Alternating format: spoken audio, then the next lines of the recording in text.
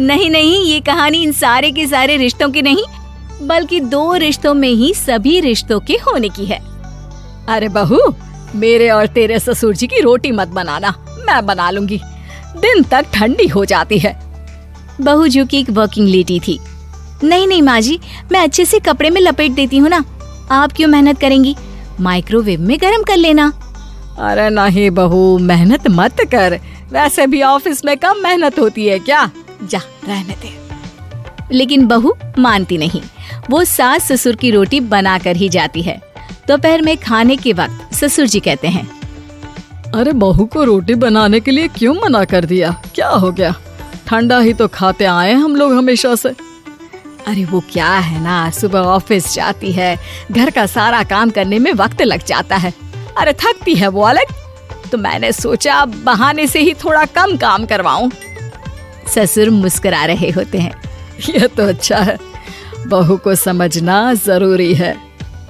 वक्त बीत रहा था, घर में सब खुश थे कि एक दिन, माँ जी आप शाम को थोड़ा टहलने निकला करें, घर पर रह रहकर हड्डियां जाम होती है, पापा को भी ले जाया करिए, मैं वक्त पर तो आ जाती हूँ। बहू ठीक 5 बजे ऑफिस से घर आ जाती है, फिर चाय नाश्ता बनाकर सास ससुर के साथ बैठती, उन लोगों को सारा दिन का हाल बताती।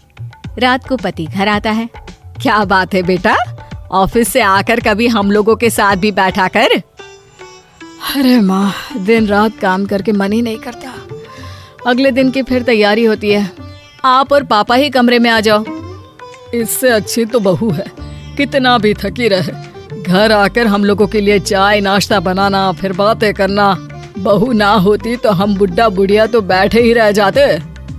सास और ससुर अब बहू के कहने पर शाम की सैर पर निकलने लगते हैं।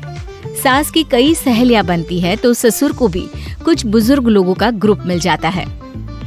कैसा रहा सहेलियों के साथ शाम का वक्त? हम लोगों ने तो भाई खूब योगा किया। अरे हम लोगों को गप्पों से फुर्सत ही नहीं होती। वैसे मिसेस मल्होत्रा आज बहू के बारे में कुछ बोल रही थी। तभी वहाँ ऑफिस से बहू आ जाती है जो जींस और टॉप में होती है। क्या बात है माँ, क्या कह रही थी आपकी सहेली आपकी बहू के लिए?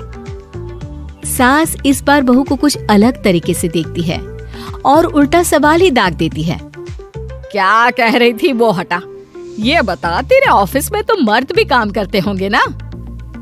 बहू जो अब तक मजाक कर रही थी वो सीरियस हो जाती है। मर्द होंगे नहीं माँ जी, मर्द ही ज्यादा है, हम 5 ही लड़कियां हैं ऑफिस में। अरे तो अच्छा लगता है क्या ऐसे कपड़े पहनती हो? कल से तुम ना साड़ी पहनकर ऑफिस जाना, और हाँ, शाम का नाश्ता थोड़ा जल्दी बनाया करो, नाश्ता बनाकर बाद में ही ऑफिस के कपड़े चेंज करने जाना। बहू को समझ में नहीं आता कि सास को हो क्या क्या है, लेकिन वो कुछ नहीं कहती, सीधे किचन में जाकर चाय नाश्ता बनाती है और सास ससुर को दे देती है।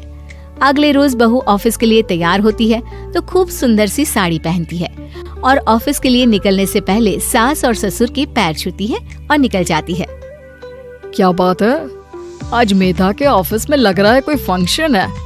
अच्छा, पता नहीं, मुझे तो बताया नहीं, वैसे तो सारी बात करती रहती है। अरे देखा नहीं कैसे साड़ी पहनकर जा रही थी? अरे वो तो मैंने ही बोला है उसे। अरे अच्छा लगता है क्या रोज रोज ऐसे सूट या जींस में जाना? बहू हो, बहू बनकर रहो, और आप भी ना मेधा मेधा मत किया करिए, बहू बोला करिए, सर पर चढ़ जाएगी तो दिक्कत हो जाएगी।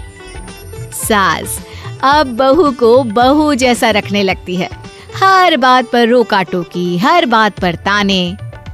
क्या बात है, आजकल लेट आ रही है ऑफिस से? अरे चाय के लिए भी देर हो जाती है, हम लोग फिर पार्क में भी देर से पहुंचते हैं। सभी की बहुएं वक्त से चाय नाश्ता करा देती है अपने सास ससुर को, बस एक तू ही है जो उस वक्त ऑफिस से निकलती है।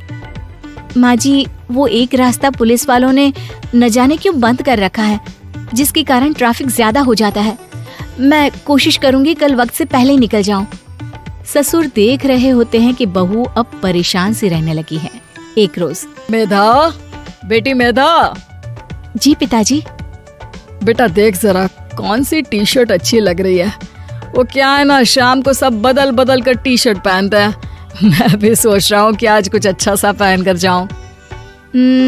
हाँ पिताजी, ये सही है, ये लाल वाली ना बहुत जचेगी आप पर। मेरे पापा पर भी डार्क रंग बहुत जचता है। क्या चल रहा है? अरे ससुर के सामने घूंघट तो छोड़ो, ऊपर से रंग बताया जा रहा है टी शर्ट का। अरे बहू, कोई संस्कार दिए नहीं है क्या तेरी माँ ने? बहू इस बार बहुत निराश हो जाती है। वो वहाँ से तुरंत अपने कमरे में चली जाती है। अब बहू घर का सारा काम करती, ऑफिस जाती, लेकिन साड़ी और सर पर पल्ला लेकर। एक बार पड़ोसन उनके घर आती है। वाह सुमित्रा बहन, बहू का तो रूप ही बदल दिया। ठीक किया, बहू बहू जैसी ही अच्छी लगती है। अच्छा चलती हूँ मैं। पड़ोसन के जाने के बाद सास बड़ी अकड़ के साथ कहती है, देखा मेरा कमाल, कैसे मैंने मेधा बहू को कंट्रोल में कर लिया। अब बारी ससुर के बोलने की थी। हाँ सुमित्रा, बिल्कुल, ये काम तो किया है तुमने, लेकिन कभी सोचा क्या खो दिया? क्या खो दिया? मैंने तो कुछ नहीं खोया जी। खोया है, पहले बहू जब ऑफिस जाती तुम्हारे पैर छूकर तुम्हें गले लगाती, लेकिन अब सिर्फ पैर छूती है। हाँ जी, ये बात तो आप ठीक बोल रहे हैं। पहले घंटों हम लोगों से बात करती, कमरे में ना जाती, ऑफिस से आते ही खुद की चाय, खाना, नाश्ता सब हम लोगों के साथ करती, सारी बात बताती। लेकिन क्या तुम्हें पता है, बहू की तबीयत खराब चल रही है, वो माँ बनने वाली है। ये बात मुझे बेटे ने बताई कि तुम्हें बता दूं। अब सास की आंख में आंसू थे। वो समझ गई थी कि लोगों के कहने में आकर उसने क्या खो दिया। शाम को बहू घर आती है तो माँ किचन में पकोड़े तल रही होती है। अरे माँ जी, आप रहने दीजिए ना, मैं आ तो रही थी। अरे नहीं, जा तू चेंज कर ले, मैं नाश्ता और चाय टेबल पर ही लगा रही हूँ मेधा। सास के मुंह से अपना नाम सुनकर बहू को बहुत अच्छा लगता है। माँ जी, कोई गलती हो गई है क्या? मेरे होते हुए आप काम करे, ये ठीक नहीं है। संस्कारी और समझदार बहू सास को माँ समझती है, लेकिन सास की बेवकूफी उसे सास ही बनाकर रखती है। बहू, मुझे भी थोड़े संस्कार और समझदार बनने का मौका दे, जिससे मैं भी बहू नहीं बेटी को देखूं तुझ में। और हाँ, मेरा होने वाला पोता क्या कहेगा कि दादी ने तो मेरी माँ को बहुत परेशान किया। बहू सास को गले लगा लेती है। नहीं माँ जी, वो कहेगा कि माँ को तो दादी ने बेटी बनाकर रखा है।